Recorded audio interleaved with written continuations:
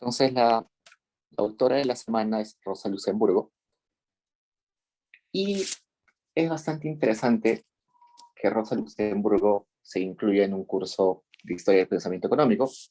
Si nosotros revisamos los libros de texto de cualquier universidad extranjera, en los libros de historia del pensamiento económico, la mayoría son hombres, ¿no? Hay muy pocas mujeres.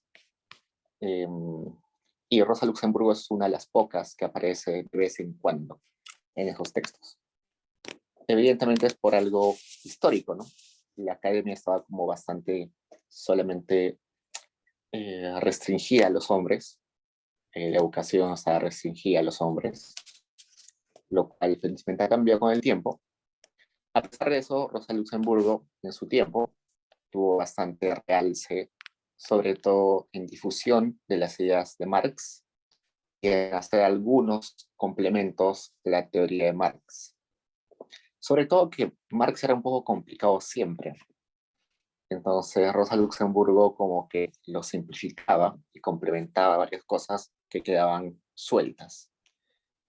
Hay otras autoras que también aparecen en este periodo, pero no son muy consideradas en libros de historia del pensamiento, porque son autoras que más se dedican a la pedagogía de la naciente ciencia económica que a la producción de teoría. Es decir, por ejemplo, había algunas autoras francesas, sobre todo, que agarraban los textos de Smith, de Ricardo, lo volvían como textos más sencillos, resúmenes que puedan ser leídos por la clase trabajadora, por jóvenes, por personas que no estaban dedicadas necesariamente a actividades económicas. Por ejemplo, los banqueros eran personas que supuestamente estaban muy ocupadas, entonces varias mujeres educadas en esos tiempos hacían como textos, resúmenes sobre los autores económicos para este tipo de personas que no podían disponer mucho tiempo en guerra. Igual, para los jóvenes que recién se iniciaban en la economía o en ciencias parecidas, habían textos, resúmenes que eran hechos por mujeres educadas en los tiempos. Entonces, ese es como que el rol que se le asignaba a las mujeres en esta época de la economía que recién nacía, ¿no? Era pedagogas en realidad. Enseñaban lo que otros autores habían planteado, resumían y hacían textos más sencillos, o a veces se dedicaban a crear lazos de intercambio intelectual. Por ejemplo, no recuerdo el nombre de la autora ahorita, de la intelectual, pero había una intelectual en Francia, o en Inglaterra, perdón, que por sus conexiones, era de una familia muy rica, por sus conexiones, se conocía a un montón de gente. Conocía a Smith, conocía a grandes banqueros, conocía a grandes intelectuales de su época, que hacía como tertulias, ¿no? Intercambios de ideas entre intelectuales. Entonces juntaba a Smith, no sé, con otro autor de Francia que también estaba estudiando algo parecido, y en eso cambiaban ideas, se conocían y podían hacer algo interesante.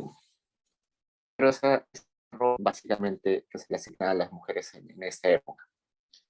En el caso de Rosa Luxemburgo, ella salió de ese molde, no solamente se dedicó a la pedagogía y a hablar relaciones intelectuales, sino también ella misma tiene un aporte teórico a la economía, y también, por otro lado, es una activista, ¿no? Es una de las primeras activistas feministas que aparecen en los libros de historia. Entonces, bastante interesante hablar sobre. Digamos, Rosa Luxemburgo fue una teórica marxista polaca que posteriormente fue ciudadana alemana, y vivió su activismo en Polonia y en Alemania. También fue el líder del Partido Socialdemócrata de Polonia, perdón, y militó en otros partidos como el Partido Socialdemócrata de Alemania. Y bueno, uno de sus activismos más importantes fue cuando se opuso a la Guerra Mundial. Dijo que el partido que iba pertenecía no debía participar ni alentar la Primera Guerra Mundial, y ahí se ganó un montón de enemigos en realidad. Y bueno, es una de las fundadoras del Partido Comunista de Alemania. ¿Qué más? Solamente quiero como darle un contexto a esto, ¿no? Y bueno, sabemos que el comunismo alemán era básicamente dirigido desde los inicios por Marx. Entonces ella tenía como un montón de ideas marxistas, ¿no? Entonces es una autora marxista que complementa teóricamente varios de los vacíos que ella cree que hay en Marx. Y la que vamos a leer hoy día es La acumulación del capital, solamente el libro 1, del capítulo 1 al 4, que es un texto en realidad bastante sencillo de leer, un poco abstracto, pero bastante interesante. Entonces veamos qué es lo que busca Rosa Luxemburgo con el texto. Su capítulo 1 básicamente es objeto de esta investigación. ¿Qué busca con esta investigación? Lo que busca es plantear la producción del capital social en conjunto. Entonces, capital individual, lo que posee cada persona, ¿no? Todas las personas, en teoría, si son racionales, buscarían hacer crecer su capital individual, ¿no? Yo tengo unas cuantas posesiones, tengo quizás mentalidad de idealista, pues quiero, no sé, tener una fábrica con ese capital y hacerlo crecer, ¿no? Es el capital individual. Si sumamos todos los capitales individuales de todas las personas en un país, en un periodo dado, tendríamos el capital social. Suena muy sencillo, pero a veces se puede entender que hacer crecer el capital individual no es lo mismo hacer crecer el capital social.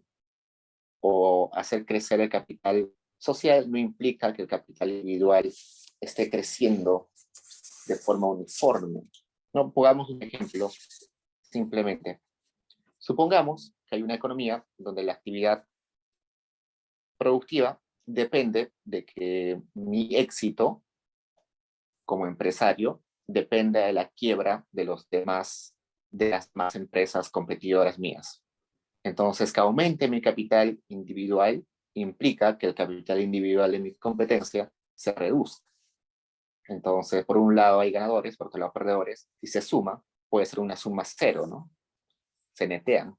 Pues no necesariamente que mi capital individual aumente, está implicando que que el capital social aumente. Entonces es un problema interesante ver por qué sucede eso, en qué casos sucede eso y en qué casos no sucede eso. Y bueno, cuando nos referimos a reproducción, nos estamos refiriendo a la repetición de la producción en diferentes periodos de tiempo. Entonces, resulta que al capitalista en un sistema capitalista no importa la producción en un momento, sino importa que se produzca una y otra vez, es decir, que el proceso se repita, ¿no? Varias veces. ¿Cuál es el proceso de producción? ¿No? Sacar los insumos, convertirlos en una mercancía, convertir esa mercancía en dinero, ese dinero luego repartirlo entre los que participaron en la producción, guardar parte de eso para volver a comprar insumos, ¿no? Eso es toda una etapa, todo un círculo. Entonces, de alguna forma, se tiene que garantizar de que ese círculo se repita una y otra vez, ¿no?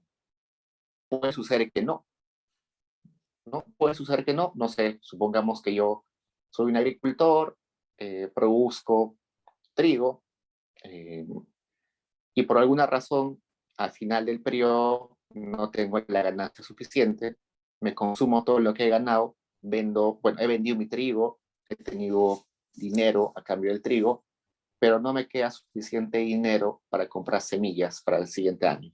Entonces, ya mi producción se estanca ahí, ya no hay una reproducción, ¿no? Solamente ha habido producción, pero no reproducción. Entonces, a eso se refiere con reproducción. Puede sonar un poco sencillo esto, pero que suceda la reproducción implica un montón de cosas. No solamente es reiterar un procedimiento, sino que debe haber condiciones para que sea posible que se vuelva a producir la producción. Por ejemplo, se necesita dominar un poco la naturaleza. Supongamos que yo soy agricultor que produce trigo, tengo que de alguna forma entender que las semillas tienen que ser conservadas de cierta forma, que las semillas tienen que ser guardadas un periodo determinado, ser secadas las semillas, no sé, tengo que dominar un poco la naturaleza. Y también tiene que ver con la capacidad de los trabajadores de hacerlo, ¿no? De hacer que ese proceso se repita. Y por otro lado, también debe haber la capacidad social de que los trabajadores puedan acceder a, a dar su trabajo a cambio de dinero, ¿no? Entonces implica más cosas que simplemente repetición. Vayámonos a un sistema que no es capitalista. Por ejemplo, la época comunista antigua, ¿no? El comunismo antiguo, donde decíamos que éramos recolectores y simplemente tomábamos cosas de la naturaleza, ¿no? En ese escenario, ¿qué sería la producción? Simplemente cortar los frutos de los árboles, ¿no? Eso es producción y ya está. Me lo consumo y ya. La reproducción no es un problema porque la persona misma no se ocupa de las condiciones para que se vuelva a producir, ¿no? La naturaleza simplemente hace crecer otra manzana, otra fruta, y la corto, y ya está, ¿no? Entonces la reproducción no es un problema en un sistema como ese, ¿no? Un sistema comunista antiguo. Pero la reproducción en un sistema capitalista sí es un problema, porque hay que tener las condiciones para, no sé, comprar insumos necesarios para el siguiente periodo, invertir para el siguiente periodo, volver a contratar a los trabajadores que acepten volver a trabajar conmigo otro periodo más. ¿No? Porque ahora el responsable de la reproducción es el ser humano, es el capitalista, en teoría. Pues por eso que estamos diciendo acá que esto sucede, que este problema, que esto se vuelve un problema en un entorno capitalista, no necesariamente en otros sistemas económicos. Entonces nos preguntamos, ¿cuál es el fin último de la actividad productiva? Y resulta que si ustedes preguntan en la lista hoy en día, oye, ¿cuál es tu, tu objetivo siendo el dueño de, no sé, de Microsoft? Muy seguro te van a responder, el objetivo como es poder dar el mejor producto a los usuarios y que los usuarios puedan satisfacer sus necesidades y ahorrar tiempo en su trabajo. Eso les va a responder un capitalista. Eso, en otros términos, es que te está diciendo que el objetivo de la producción es la mercancía, ¿no? El bien que está produciendo. Pero no, según Rosa Luxemburgo, el fin o el objetivo final de la producción es eh, la ganancia. La ganancia es lo que, al fin y al cabo, lo que mueve a todos los capitalistas, ¿no? Nadie invertiría si no hay una promesa de ganancia. Oh, okay, ¿qué más? Bueno, la producción capitalista es esencialmente una producción de incontables productores privados, sin plan regular alguno, siendo el cambio el único nexo social que los vincula. Entonces, la producción capitalista no existe, eh, no existe que yo me pongo de acuerdo con los demás capitalistas y decimos, ya, yo voy a producir tanta cantidad de panes, tú produces tanta cantidad de trigo, tú produces tanta cantidad de... No, estamos, no se sientan todos los capitalistas y ya producir, cómo producir, dónde producir. No, no. Cada uno se independiente, cada uno toma sus decisiones individuales, pero al final esas decisiones se van conectando entre sí, ¿no? Se van conectando porque uno necesita del otro, y uno le paga al otro el dinero. Esos nexos son los que hacen que al final esas decisiones individuales terminen teniendo sentido, ¿no? ¿Por qué? Porque seguro el panadero que ha producido un montón en exceso se da cuenta cuando se vincula con los consumidores y le sobra panes ese día. De seguro al siguiente día va a intentar producir menos. Entonces así se regula la producción, se determina la producción. Y, y esto que el panadero se da cuenta que ha producido un montón, entonces al día siguiente va a producir menos, hasta que su producción termine siendo lo que verdaderamente necesita vender o lo que verdaderamente se demanda en el mercado, solamente se puede llegar a ese equilibrio o a esa noción de certeza de qué es lo que va a vender si el proceso es repetitivo, ¿no? Solamente con la repetición ese panadero va a entender de cuánto es la cantidad de panes que debe producir. Igual en todas las transacciones y en toda la producción de la economía, de ese modo, simplemente repitiendo esos nexos dan conciencia a los productores a cómo deben producir, cuánto deben producir y todas esas preguntas, ¿no? Ok. Entonces, la mercancía en realidad no es el fin, ¿no? No es el objetivo. El objetivo del capitalista es la ganancia. Y la ganancia, según Marx, es básicamente apropiación del trabajo por parte del capitalista, ¿no? Y eso hemos llamado la plusvalía. Entonces, el objetivo del capitalista es simplemente apropiarse del trabajo del obrero. Por eso que acá pone este costo, ¿no? Dice, la mercancía, bueno, en la mercancía está el valor de lo que el capitalista quiere quedarse con esa parte. El C es eso, la retribución que el capitalista espera para él. El V es lo que le vamos a pagar como salario a los trabajadores. Y P es la plusvalía. Entonces, dentro de una mercancía, ustedes ven, no sé, ustedes ven a su costado que tienen un celular. Ese celular como objeto esconde dentro de sí una parte que es el valor de lo que el capitalista quiere apropiarse o ya se apropió, una parte que se paga en salarios y otra parte lo que se apropia el capitalista del trabajo de los obreros. Entonces, el C es simplemente como cubrir los costos del capitalista, ¿no?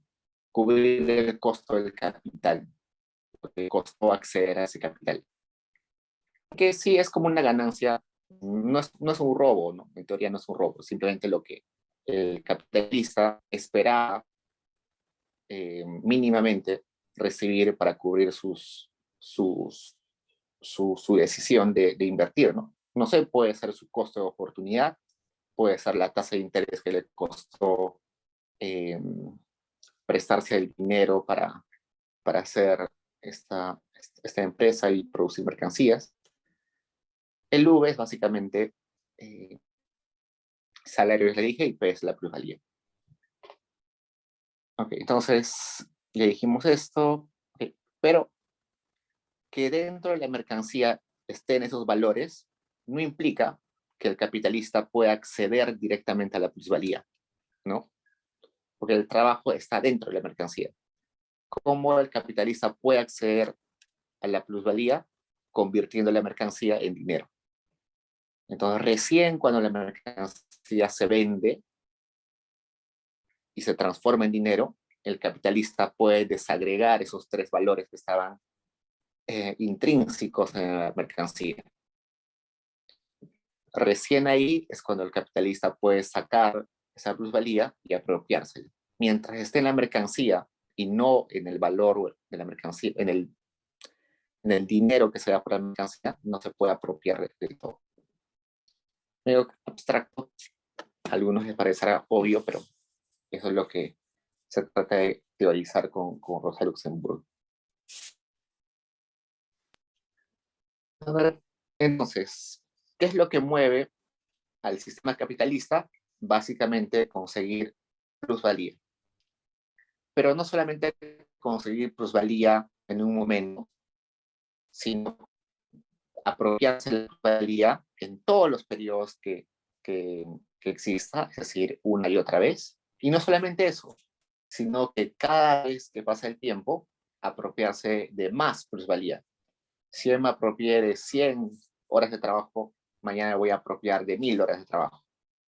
Entonces, la finalidad no solamente es plusvalía, sino plusvalía en todos los periodos y cada vez esa plusvalía tiene que ser mayor. Entonces, crece de forma, bueno, es una cantidad creciente cada vez, según este párrafo que tenemos acá. Entonces, dentro de la teoría marxista, esta apropiación del trabajo es un robo, ¿no? El robo de la plusvalía, el trabajo es lo que la sociedad capitalista hace de la un perpetuum móvil. El motor del capitalismo es eso, robar el trabajo pagado de los trabajadores.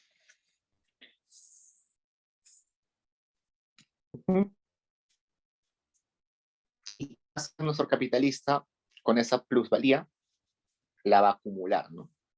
Entonces, cada vez va a acumularla una y otra vez.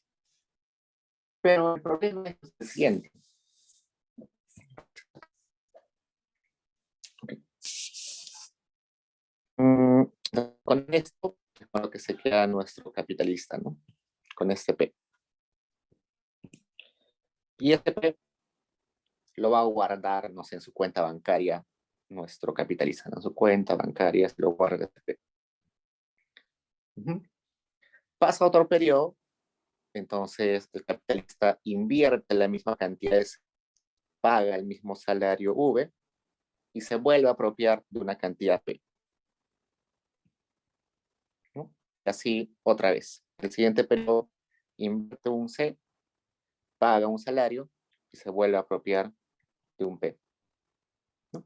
Entonces está acumulando ese excedente. Pero hace un ratito hemos dicho de que el capitalista quiere que esa acumulación en cada periodo sea más grande.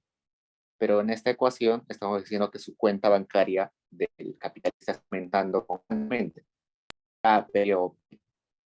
Entonces, esta fórmula no es totalmente compatible con lo que dijimos hace un rato. Que dijimos que tiene que ser una apropiación, cantidad creciente cada vez sea mayor. ¿No? Lo que debería buscar el capitalista es su cuenta bancaria crezca en un piso, luego, no sé, 2P, en el siguiente periodo 3P, en el siguiente periodo 4P, así, ¿no? Que la apropiación en cada periodo sea mayor. Entonces, esta formulita de acá no sirve para explicar eso. Tenemos que aplicar otra fórmula, que sería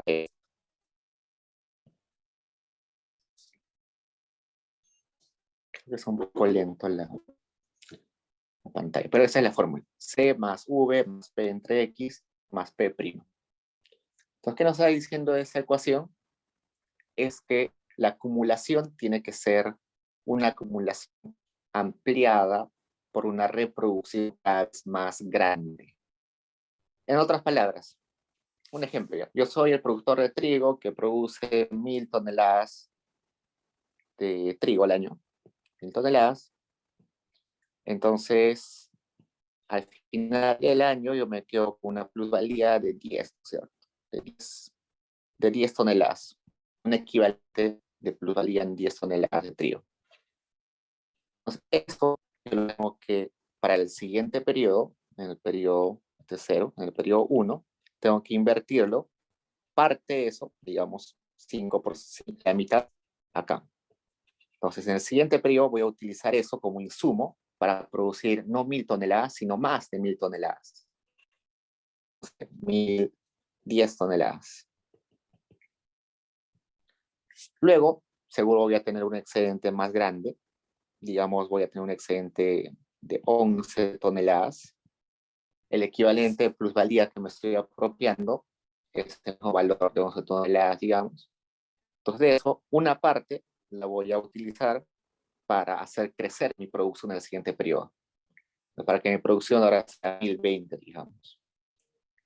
Y con eso me voy a poder apropiar de la plusvalía en un equivalente en valor de, digamos, 12 toneladas. Entonces, lo que estoy apropiándome del trabajador cada vez es más grande, ¿no? Y eso sí cumple esto de que la apropiación tiene que ser creciente en el tiempo. Y eso solamente se logra si es que parte de la plusvalía que, que he robado del trabajador lo utilizo para ampliar mis posibilidades de producción, para ampliar mi capacidad productiva, ¿no? Para comprar una nueva máquina, para comprar una nueva planta, para comprar más terrenos.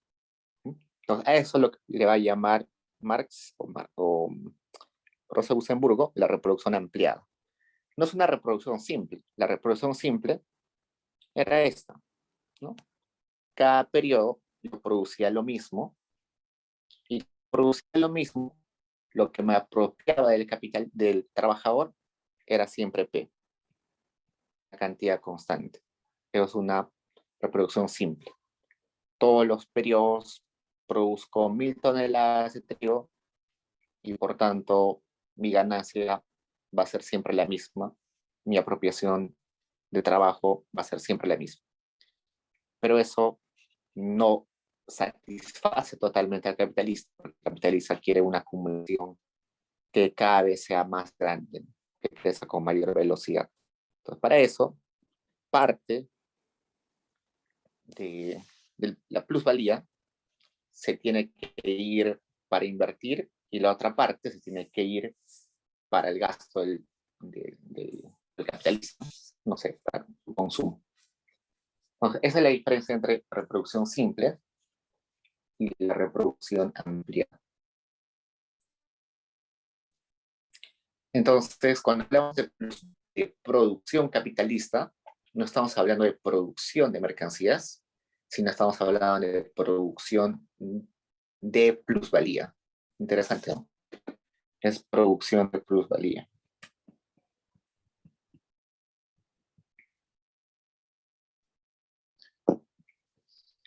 La mercancía, el bien que está produciendo, simplemente es un medio, es simplemente una excusa para apropiarnos, para producir plusvalía.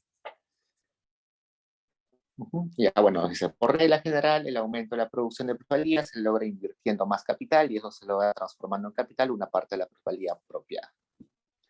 Esa plusvalía la transformo en dinero y con ese dinero compro, no sé, una para cosechar trigo y ya está. Pregunta, chicos, ¿sí?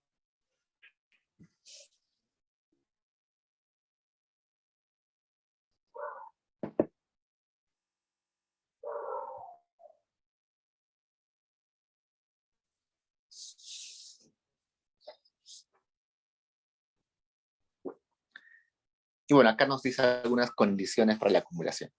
Para que la acumulación se realice efectivamente, es necesario que la masa adicional de mercancía elaborada por el nuevo capital conquiste un puesto en el mercado y realice su valor en dinero. Es decir, de nada me vale de que yo produzca 1000 toneladas, luego 1010 toneladas, luego 1020 toneladas, si no la puedo vender, ¿no? Si no hay nadie que esté dispuesto a pagarme por esa producción adicional. Entonces, si eso no es posible, no puedo convertir ese trigo en dinero. Y si no lo puedo convertir en dinero, no puedo comprar máquinas o más tierras con ese dinero. Para que eso se cumpla, debe haber 4 condiciones. La producción debe generar plusvalía. Entonces, todos los bienes que se producen en el capitalismo deben generar plusvalía. Debe haber alguna forma de que el capitalista se quede con parte del trabajo del obrero. La segunda condición es que esa plusvalía se pueda transformar en dinero. Entonces, si ese bien se puede vender en el mercado, tranquilamente se transforma en dinero. Y que ese dinero, bueno, la tercera condición es que ese dinero que recibido por la plusvalía pueda transformarse de una forma productiva. Es decir, que con ese dinero se pueda comprar nueva maquinaria, nuevos terrenos, nuevos edificios, algo que sirva de insumo a la producción en el siguiente periodo. Y la condición 4, que la masa adicional de mercancía, que representa el nuevo capital, junto con la nueva plusvalía, ha de ser realizada, transformada en dinero. Entonces, de vuelta, se deben cumplir en el siguiente periodo todo lo que habíamos planteado, ¿no? Que en el siguiente periodo también podamos producir más y esa producción genere plusvalía y esa plusvalía se transforme en dinero y ese dinero se pueda transformar en algún insumo para producir, ¿no? Maquinaria o lo que sea. Entonces, si se cumple esto, entonces la reproducción ampliada es posible. Si no, no es posible. Por ejemplo, supongamos que no se cumpla el 3. El nuevo capital ha de tomar forma productiva. Supongamos que no se puede transformar en forma productiva. Es posible, ¿no? Supongamos que el precio de los metales en el mundo se multiplica por 10. Por lo tanto, las maquinarias que se hacen de metales están carísimas. Y la industria de las máquinas quiebra. Nadie en el mundo quiere fabricar máquinas. Un ejemplo extremo, ¿no? Entonces, al productor de trigo no le sirve mucho haber generado plusvalía y haberla transformado en dinero si no puede acceder a algún insumo que haga crecer su producción en el siguiente periodo, ¿no? Una forma de hacer crecer su producción en el siguiente periodo era comprando maquinaria, no sé, una cosechadora, una sembradora, un tractor. Pero si no puede producir, si no puede comprar esa maquinaria porque nadie la produce, entonces el siguiente periodo no va a poder aumentar su producción. A eso se refiere que no se cumple alguna de las condiciones. Si no se cumple, por ejemplo, la 2, ¿qué implicaría? La plusvalía no se transforma en dinero. Si no se transforma en dinero, puede suceder, ¿no? Por ejemplo, hace unos años hubo excedente de producción de papas. Un exceso de oferta de papas, ¿no? Dentro de esas papas estaba el valor de la plusvalía, ¿no? Dentro de esas papas hay plusvalía, hay trabajo. Pero si no puedes venderla, porque nadie te va a comprar esas papas, hay exceso de oferta, no la puedes transformar en dinero. El trabajo está ahí, en las papas, está. O sea, si uno piensa, dentro de las papas está el trabajo que han invertido los trabajadores en hacer esa papa. Pero si no la puedes vender, no se transforma en dinero. Y la papa al final se valora y todo se echa a perder, ¿no? Eso no va a permitir que ese dinero se pueda, no va a permitir acceder al dinero que luego iba a ser para la inversión, ¿no? Tal como nos dice su compañero en el chat. Ok.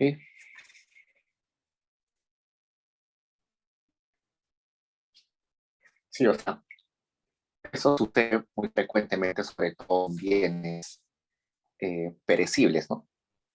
Es totalmente frecuente, aunque no se hace público, pero es frecuente que la leche de vaca se tire simplemente al desagüe. ¿Por qué? Porque la producción de leche a veces excede la, la, la demanda y los mismos productores, para no malograr el precio de la leche, porque si hay mucha leche, el precio de la leche bajaría, ¿no? Los mismos productores echan la leche al desagüe para que el precio no baje. Igual en algunos productos como la papa, ¿no? La papa hace algunos años hubo un exceso de producción, simplemente se malogró. En ocasiones hay frutas que por alguna razón climatológica hay una producción demasiado grande. Últimamente no, pero antes sí sucedía. Y no se logra colocar esas frutas en el mercado. Entonces, simplemente se pierden, no se transforma en dinero.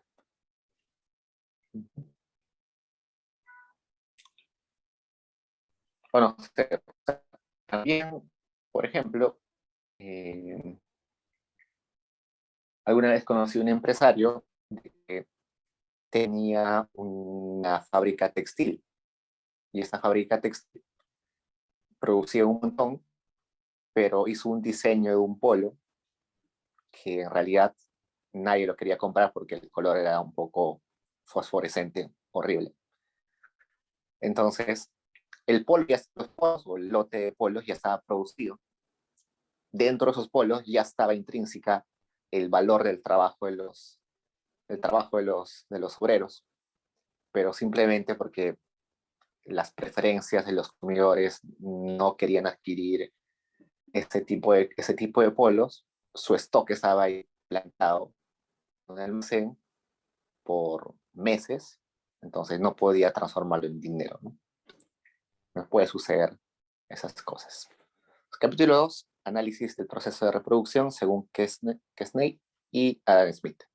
Entonces, este proceso de reproducción ya había sido estudiado, no a profundidad, pero sí había sido estudiado por Kesney y también por Smith, pero Rosa Luxemburgo nos va a decir que tuvieron algunos problemas o deficiencias en su estudio.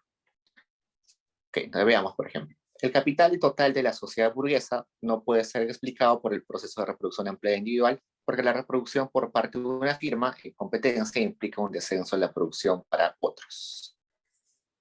Entonces, cuando estábamos hablando de que Snape, estamos hablando de los fisiócratas, ¿no? Y los fisiócratas entendían que solamente la tierra era la que generaba valor. Y como la tierra es la única que genera valor,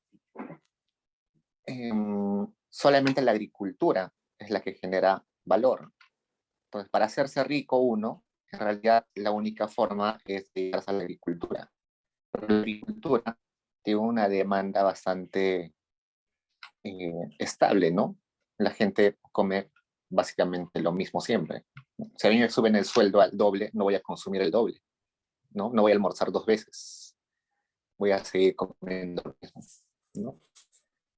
Entonces, eso implica que si yo produzco un montón y vendo un montón, eso implica que mi competencia está vendiendo menos que antes y por tanto va a quebrar o está quebrando. Eso es lo que les decía al inicio, ¿no? Entonces, bajo esa noción de los fisiócratas, no se puede hablar de este tipo de acumulación de capital social, ¿no? Porque al fin y al cabo, todo lo que yo gano es lo que pierde el otro. Y en suma, la sociedad no estaría avanzando, no estaría acumulando más, sino estaríamos en el mismo lugar. Entonces, la reproducción individual, que es la búsqueda de ganancia individual, no es compatible o no va en la misma dirección que la reproducción social. Entonces, para esto, para Rosa Luxemburgo, es quizás un error de que Snape, porque no completó el análisis de lo que implicaba el capital social. En realidad, que Snape no toca mucho el tema, solamente en la tabla económica, por ahí dice algo de la reproducción, porque si ustedes recuerdan, en la tabla económica hay una parte en la que dice que el capitalista tiene que quedarse al menos con una parte para el siguiente periodo y lo demás sí lo distribuye entre el dueño de la tierra, el terrateniente, y entre las actividades no fértiles, ¿no? Pero no profundiza mucho. Simplemente se queda en eso de la reproducción en 2 periodos, ¿no? Este periodo y el periodo siguiente. Pero no habla más de eso. Para Luxemburgo, En realidad no es un error tan grave lo que hace que Snake, sino más bien fue una falta de profundizar en este proceso.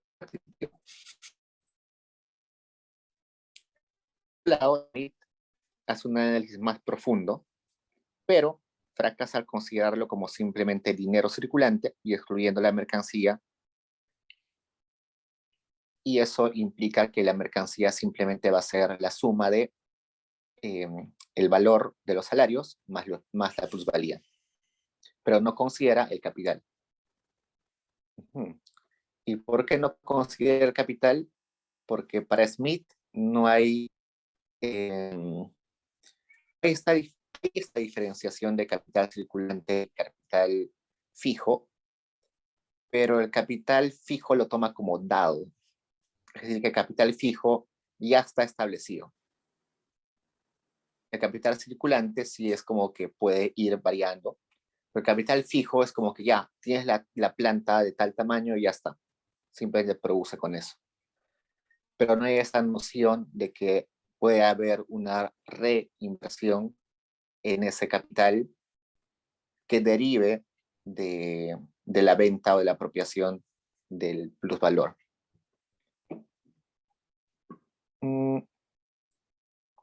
Ok, entonces eso implica que sería imposible reponer capital fijo desgastado, ¿no? Como está asumiendo Smith que el capital fijo es dado, no está considerando de que ese capital fijo se deprecia, se desgasta. Entonces, por tanto, necesita una inversión que tendría que venir de que parte de la plusvalía se tenga que vender y destinar esa plusvalía no para el uso del capitalista en su vida diaria, sino para reponer ese capital. Entonces, sin esa posibilidad de reinvertir y de invertir en capital fijo, es imposible que haya un crecimiento de la producción como lo habíamos explicado antes, ¿no? Entonces, por tanto, es imposible la reproducción empleada para Smith. Eso de la duplicidad de capital no me llama mucho la atención. Básicamente lo que está diciendo es que el capital puede tomar dos formas dependiendo de la persona que, que lo esté, que lo tenga, ¿no? Digamos. Bueno, el capital consiste en que para algunos es capital mismo, pero para otros es renta. Leamos, si preguntamos a un empresario qué son los salarios que pagan sus obreros, la respuesta será, son evidentemente una parte de la explotación. Pero si preguntamos qué son esos salarios para los obreros que lo perciben, la respuesta no puede ser que sea capital. Para los obreros los salarios son renta, que básicamente es un fondo de consumo. Tomemos otro ejemplo, un fabricante capitalista elabora una fábrica máquinas, su producto es anualmente un cierto número de máquinas, pero en este producto anual, en su valor se encierra tanto el capital adelantado por el fabricante como la renta líquida obtenida. Por tanto, una parte de la maquinaria por él fabricadas representa su renta y hasta constituir esta renta de circulación en el cambio. Pero en el que compra su máquina, a nuestro fabricante no las compra evidentemente como renta para consumirlas, sino para utilizarlas como medio de producción para él, para que compre la máquina. Estas máquinas no son medios de consumo privado, sino medios necesarios para su producción. Es algo abstracto, ¿no? Pero la idea es que creo que lo que está más claro es en la máquina, ¿no? Una máquina, para el que lo produce o lo vende, ¿qué es?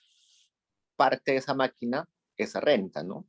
Es lo que es con lo que se va a quedar esa persona, ¿no? Es, por vender la máquina se va a quedar con parte del valor.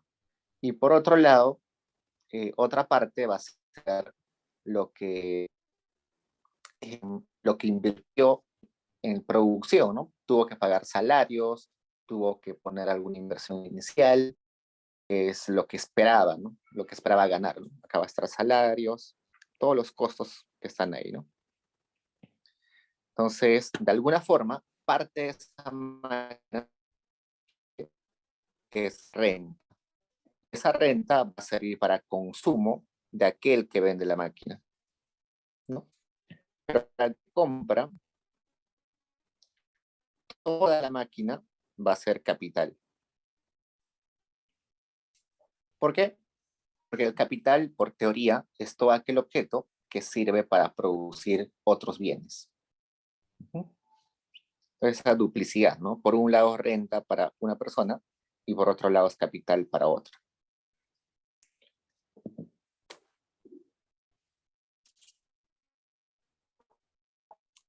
Bueno, vamos a hablar de en un momento. A ver, otro que comete un gran error al momento de identificar la dinámica de la producción es Jean-Baptiste Say, que seguro lo han escuchado varias veces por la ley de Say. Y Say dice que sobre los pagos de SMI constituye un error más sustancial. Say plantea que existe una cadena de rentas en la que distintas partes de la sociedad intercambian. Los capitalistas pagan por capital a otros capitalistas que a su vez guardan parte de ese pago como rentas y remiten el resto a otros a los que se les debe a otras personas sus rentas, desencadenando una cadena de rentas. Esto retoma sobre el mismo error, pero en una versión más obscena, puesto que presume consecuentemente una producción sin capital en la que toda renta que se consume en su totalidad, desembocando nuevamente que la producción resultaría imposible. Entonces, para Say, bueno, Say en su vida cometió varios errores. La ley de Say, por ejemplo, es una ley que hoy en día es tomada como algo gravísimo. O sea, hasta los 80 había economistas que consideraban que la ley de Say se cumplía y eso generó un montón de problemas económicos en varios países. Y otro error es este que tiene sobre la renta. La renta, bueno, la producción para Say es una producción donde lo único que se está intercambiando, bueno, las interacciones en la economía para SEI es simplemente un flujo de rentas. ¿Ok?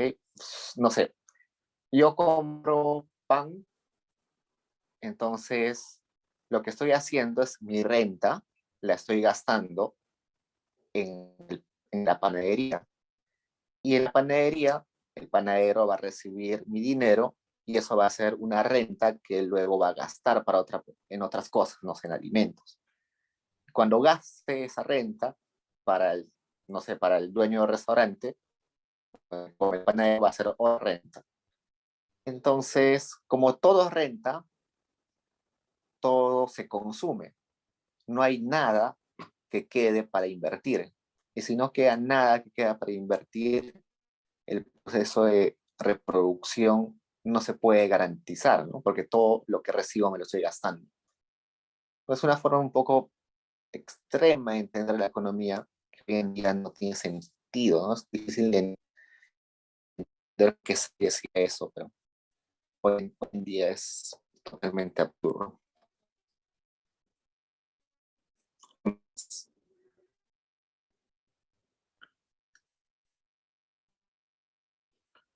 Esto nos interesa mucho. Veamos. El problema con Marx se puede reducir al siguiente hilo.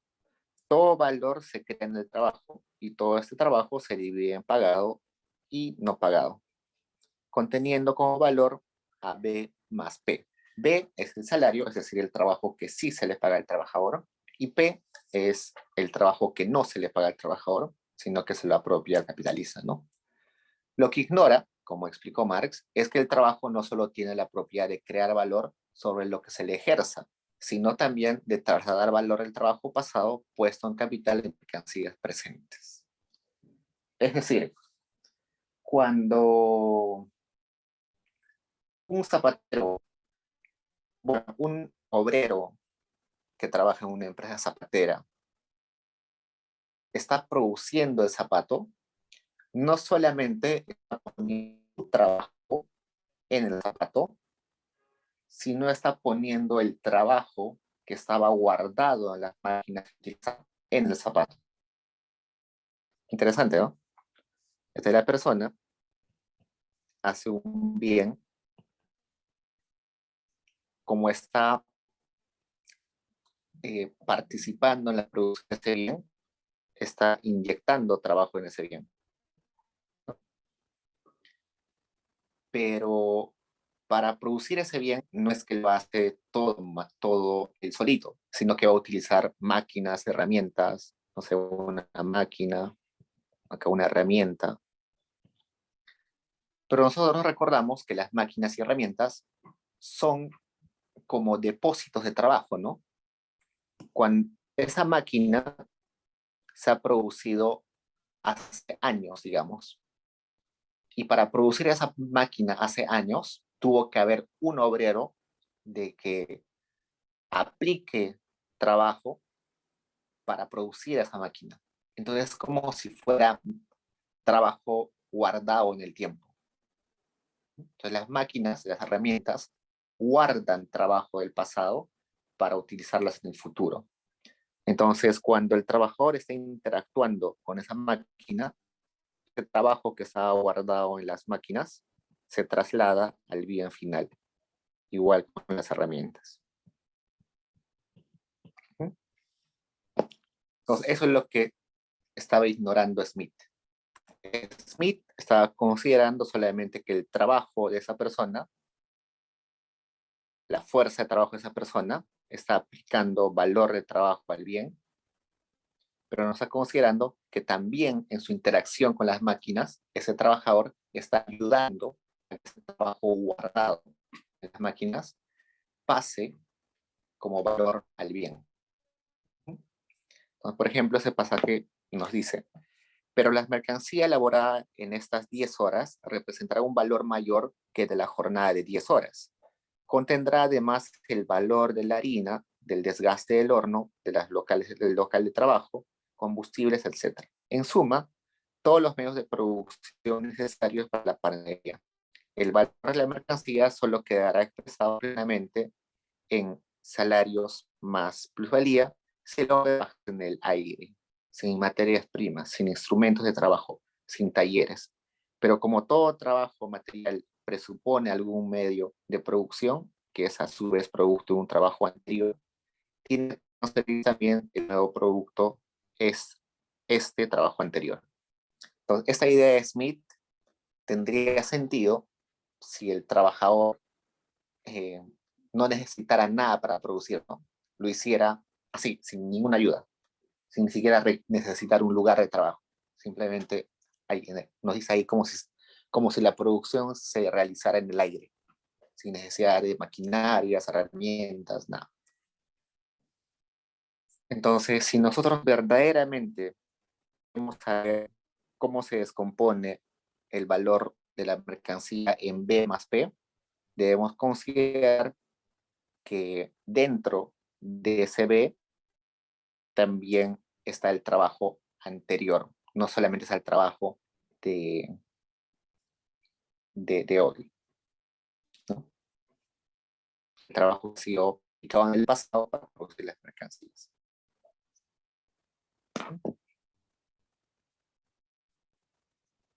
Esto que ustedes dicen que todo es muy, esto está pensando, esto es muy abstracto y que tiene que no le ven utilidad, ¿no es cierto?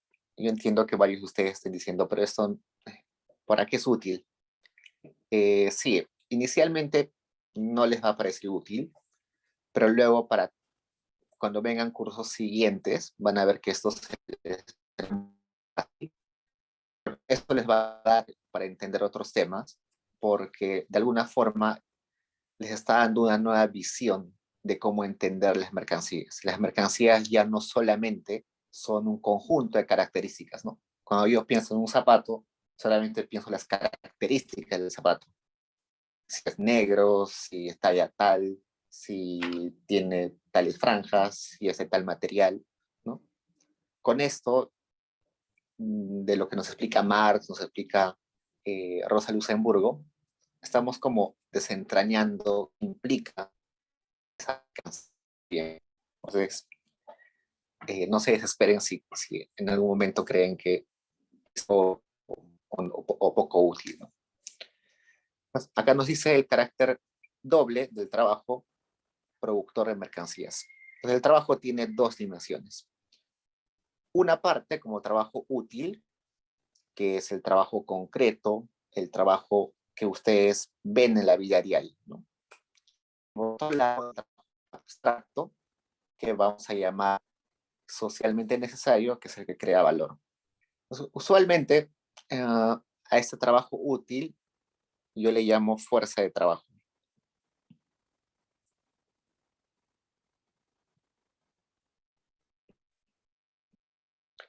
Y a ese trabajo abstracto usualmente se le llama el creador de valor. ¿Qué diferencia hay? Es que la fuerza de trabajo ustedes la pueden ver a diario, ¿no? Ustedes salen a la calle y ven que la señora que limpia las calles está 8 horas moviendo la mano, barriendo los pisos, caminando. Es de, el desgaste de su mismo cuerpo, ¿no? Es el desgaste de energía, tanto física como mental. Eso es el trabajo concreto, el trabajo útil, la fuerza de trabajo. Y como es observable, como yo puedo observar cómo trabaja la señora de limpieza, cómo trabajan los carpinteros, yo puedo caracterizarlo, ¿no? Puedo dividirlo en tipos. Trabajo calificado, trabajo no calificado, trabajo, no sé, físico o trabajo intelectual, ¿no? Se puede categorizar porque es visible, es observable en la vida real. Por otro lado, el trabajo abstracto es un trabajo que no se puede caracterizar porque solamente existe un trabajo abstracto. El trabajo abstracto es simplemente todo lo que hace que todas las fuerzas de trabajo sean parte de lo mismo. ¿A qué me refiero? Ya, ustedes ven el trabajo de la señora que limpia la calle, ven el trabajo que hace su profesor haciendo un examen, ven el trabajo que hace un empresario al organizar su empresa, ven el trabajo de lo que hace un zapatero, ven el trabajo de lo que hace un cocinero. Son un montón de tipos de trabajo, pero todos ellos tienen algo en común. A pesar de ser tan distintos entre sí, algunos necesitan más desgaste físico, otros más desgaste mental, otros necesitan mayor cantidad de horas para producir un salario que otra persona puede eh, obtenerlo al toque, ¿no? Son muy distintos, pero deben tener algo en común. Ese algo en común es el trabajo abstracto. Lo que es en común entre ellos es que todos ellos, a pesar de ser distintos, crean valor. Entonces, eso se le llama el trabajo abstracto. Y como es abstracto y como es único, para algunos autores, entre ellos Marx, es la única forma de saber, de medir. Es medio contradictorio. Empezamos de vuelta. Cuando hablamos de trabajo útil concreto, que es la fuerza de trabajo, como son trabajos tan distintos entre sí, es difícil compararlos y es difícil enumerarlos y sumarlos, ¿no? Como yo sumo el trabajo de la señora de limpieza con el trabajo del profesor haciendo un examen. No se pueden sumar, ¿no? Son tan distintos que no se pueden sumar. Pero sé que tienen algo en común, que es que generan valor. Entonces, si generan valor y tienen esa cosa en común, quizás podría sumar esa cosa en común para saber cuánto trabajo hay en la economía, ¿no? Y por eso es que acá se le pone socialmente necesario. Entonces, yo puedo tener un trabajador que para hacer un zapato se demora 10 horas, otro que se demora para hacer el mismo zapato 5 horas, otro que se demora 2 días. Entonces son trabajos muy distintos que al fin y al cabo terminan haciendo lo mismo. Pero ¿cómo le pago a esa persona? ¿Qué valor le pongo al zapato? El valor de las 10 horas que hacía uno, el valor que hacía otro que se demora 2 horas. No, sino el socialmente necesario, lo que en teoría la sociedad está dispuesta a pagar por ese zapato.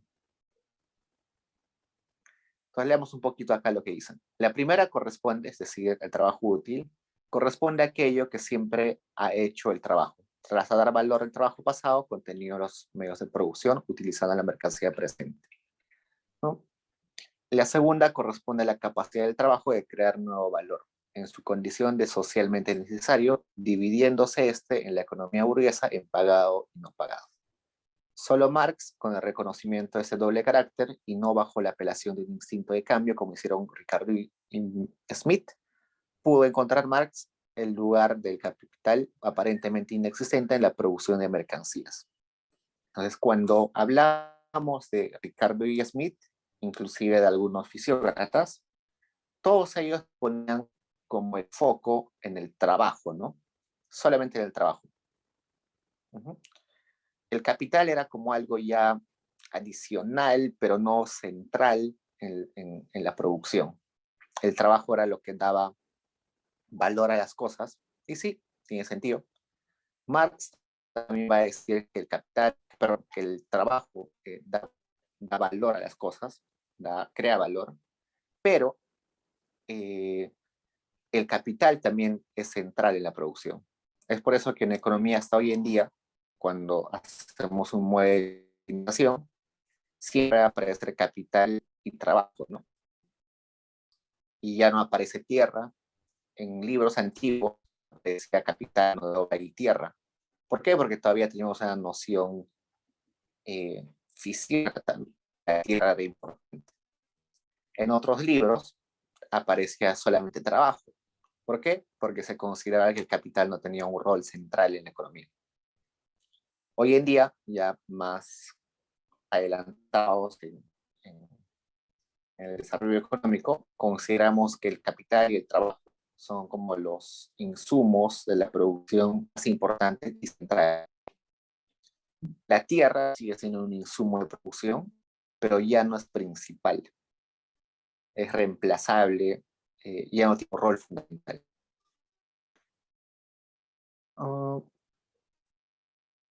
Okay. Regresando un poco a lo de Smith, Smith nos decía lo siguiente. Todo bien se produce con medios de producción y todo medio de producción parte de otro medio de trabajo. Eso ya lo sabemos, ya lo sabemos, ¿no? Todas las maquinarias parten de que para hacer esa maquinaria se ha tenido que aplicar trabajo y también se ha tenido que aplicar otras herramientas, ¿no? Para una máquina seguro necesitas una soldadora, una limadora, una cortadora de metales. Entonces necesitas herramientas y además también necesitas trabajo. Todos los capitales que son medios de producción, consecuentemente, se colapsan sobre una cantidad de trabajo introducido en su formación. En otras palabras, capital es simplemente una forma que toma el trabajo acumulado. Toda mercancía, consecuentemente, contiene dentro suyo todos los gastos de capital empleados y todo el capital es finalmente fruto del trabajo, concluyendo que toda mercancía es últimamente trabajo. Entonces, si consideramos eso de que el capital es básicamente acumulación de trabajo, entonces toda mercancía es, al fin y al cabo, solamente trabajo. Por ello, todo el valor de las mercancías es colapsable en todo el trabajo, actual y pasado, remunerado y no remunerado, contenido dentro de ellos. Pero Smith ignora una cosa, ignora que es la institución social que hace que esta distribución del valor entre salarios y plusvalía sea posible. Entonces, que exista esta división del valor del trabajo en una parte remunerada en una parte no remunerada, no es algo que sucede simplemente porque así es la producción, sino porque hay un marco institucional que lo permite. ¿Cuál es el marco institucional que permite esto? Que estamos en una relación de poder donde hay un obrero y donde hay un capitalista. Si, por ejemplo, los obreros tendrían alguna posesión de capital, no estarían despojados totalmente de capital, quizás esto sería simplemente así, simplemente salario. ¿Por qué? Porque la relación de poder entre trabajador y obrero ya no sería tan asimétrica. Entonces, la capacidad del capitalista de apropiarse de trabajo sería nula. Pero como existe esta estructura social que permite que haya gente despojada de capital, hay relación de poder donde el capitalista puede aprovechar ese poder para quedarse con parte de lo que hace el trabajador. Entonces, eso es lo que ignoraba Smith, pero es lo que complementa luego Marx, ¿no? Marx va a decir que la única forma de que el trabajo del obrero se divida en remunerada y no remunerada es la institución capitalista que depende de esas dominaciones, de que una de las clases sociales tenga poder sobre el otro.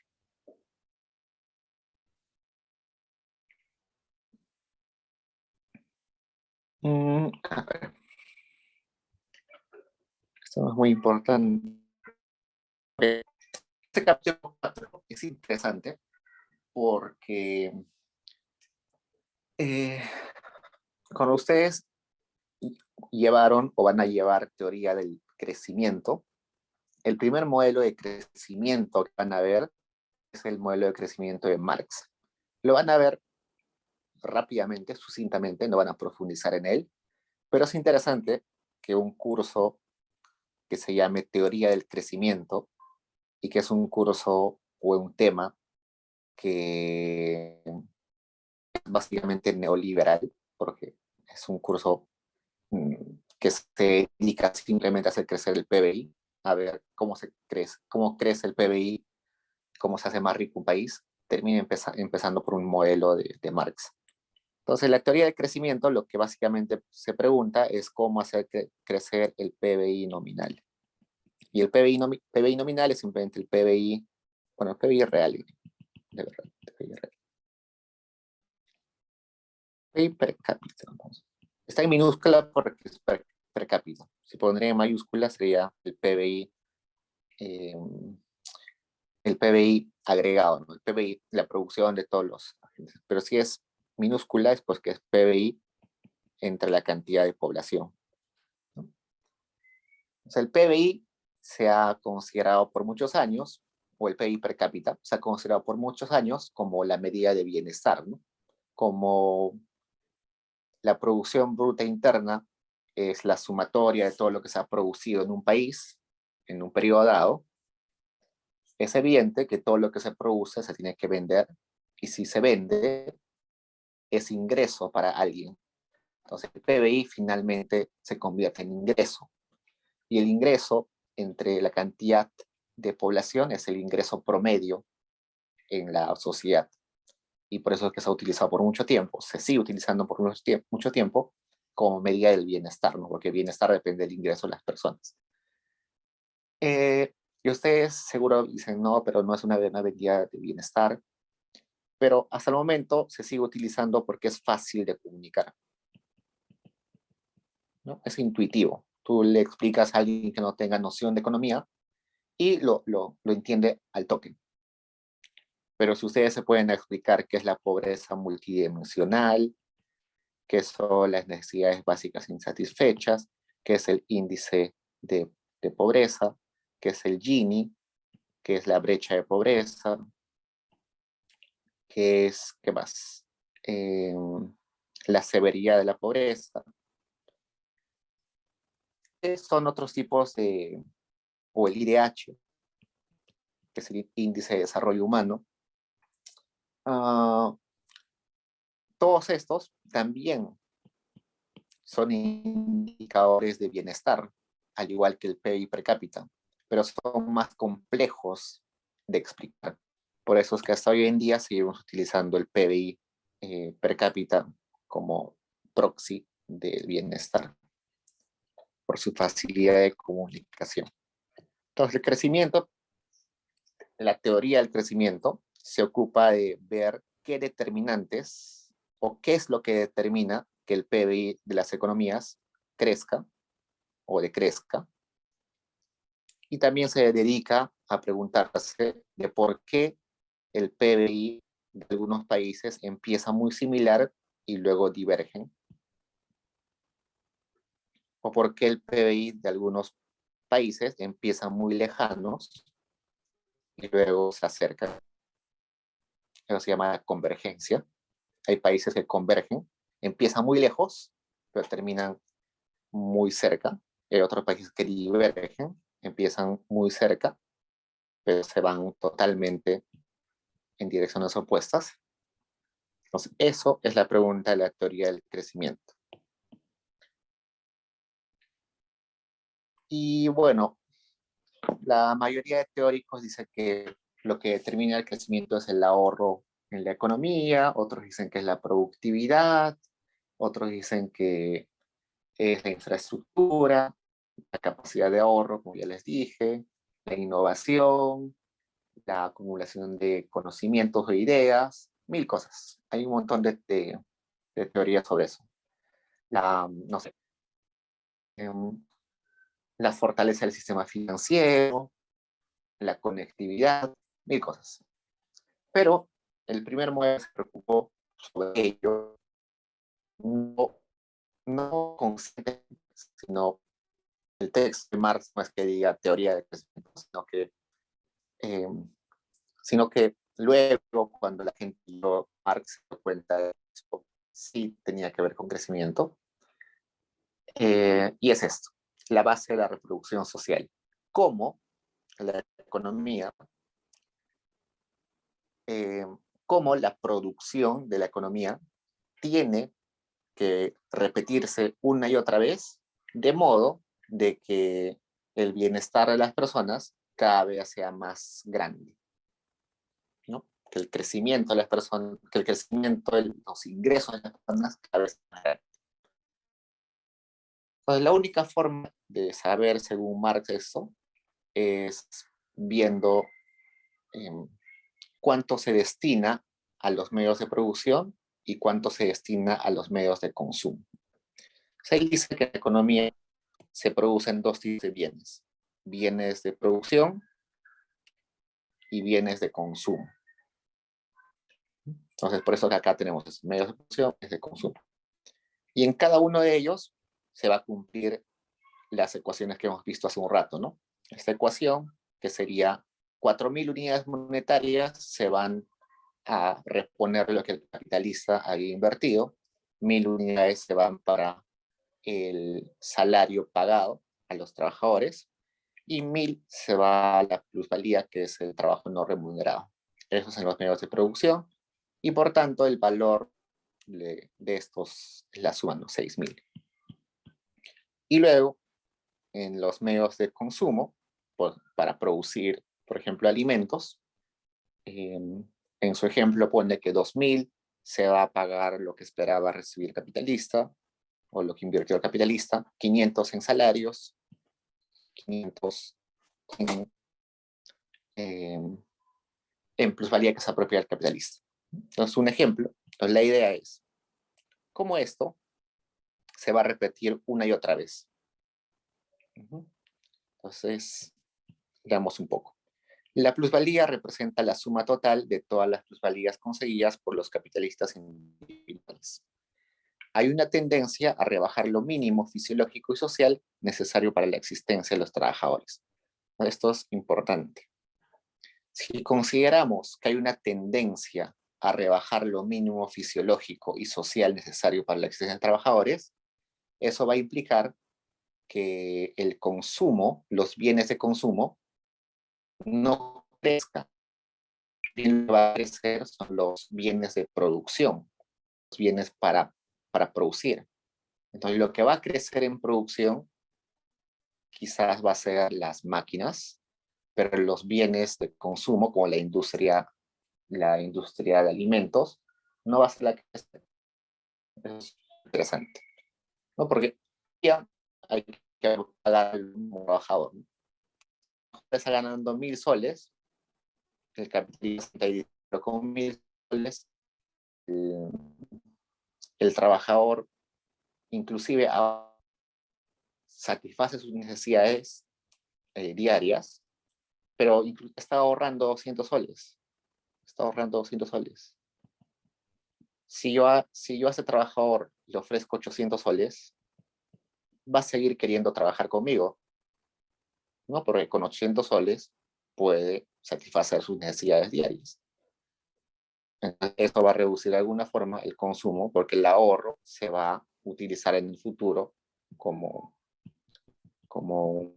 consumo.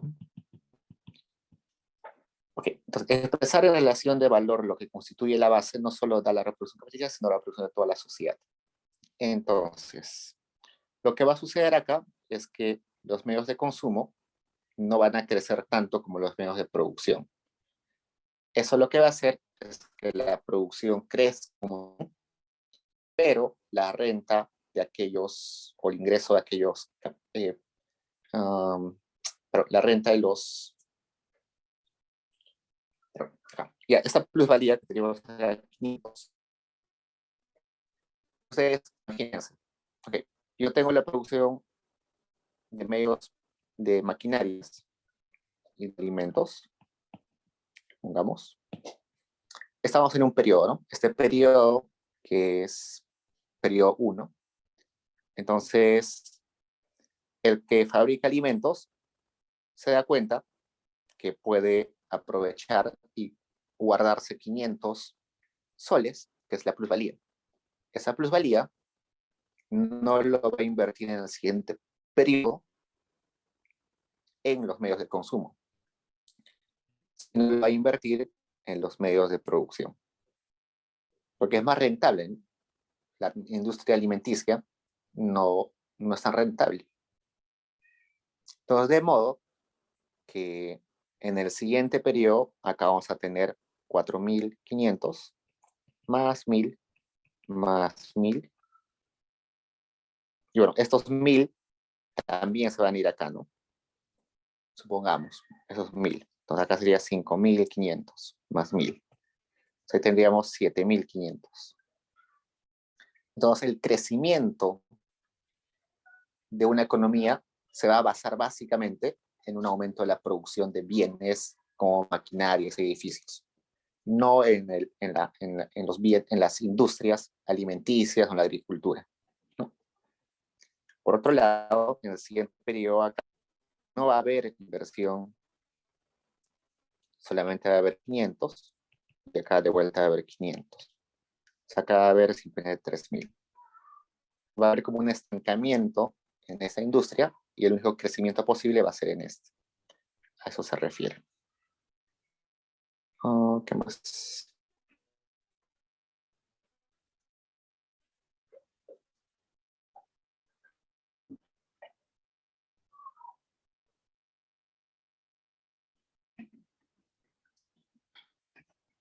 Hay algo que me estoy olvidando. Ok, esto es importante. Lo que acabo de marcar en círculo es importante.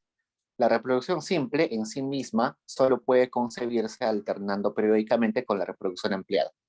Entonces dijimos que la reproducción simple era aquella de que hacía que la cuenta bancaria de nuestro productor sea cada vez plusvalía, más plusvalía, más plusvalía, ¿no? Y la empleada era que cada vez iba a crecer, ¿no? Y eso se origina por el hecho de que la producción en cada momento de acá era constante. Mi producción acá era constante, el siguiente periodo mi producción es la misma, acá mi producción es la misma, pero en la empleada mi producción cada vez va creciendo, ¿no? Entonces, mi producción luego va a ser el doble quizás, en el siguiente periodo va a ser el doble de producción, luego el triple de producción, y así. Lo que nos está diciendo acá es que la reproducción simple, inicialmente habíamos dicho que no servía, ¿no? Porque no hace match con el objetivo del sistema capitalista. El que hace match con el sistema capitalista es este, el ampliado. Entonces, es lógico que los capitalistas siempre van a buscar esta reproducción ampliada y nunca esa reproducción simple. Sin embargo, es posible de que la reproducción simple se materialice en la realidad, pero no siempre, o sea, no en todos los periodos, sino en algunos periodos. No sé, por ejemplo, en el periodo 0 hay reproducción ampliada. En el siguiente, reproducción ampliada. Reproducción ampliada. Y pasar es el destino en un periodo de reproducción simple. Y luego tenemos quizás de vuelta una reproducción simple. Pero eso no puede ser infinito. Tiene que haber una reproducción ampliada de vuelta. Se tiene que regresar a la reproducción ampliada. Esa reproducción simple que aparece quizás en algún momento tiene que ver con condiciones quizás demográficas, que hubo algún problema social, un crecimiento de la población inusual, un fenómeno climatológico que destruyó la economía, no sé.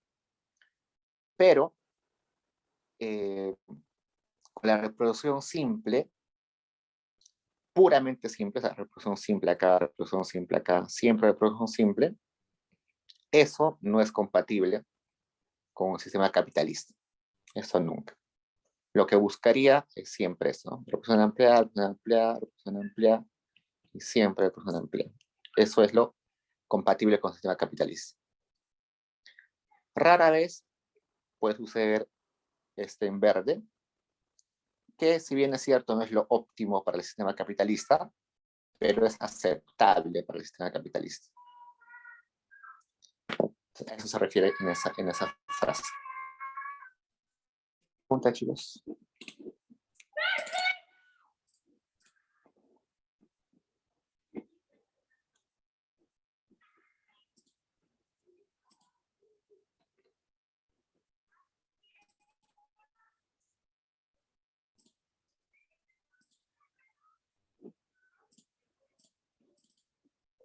Ok. Entonces, en un par de minutos activa el control.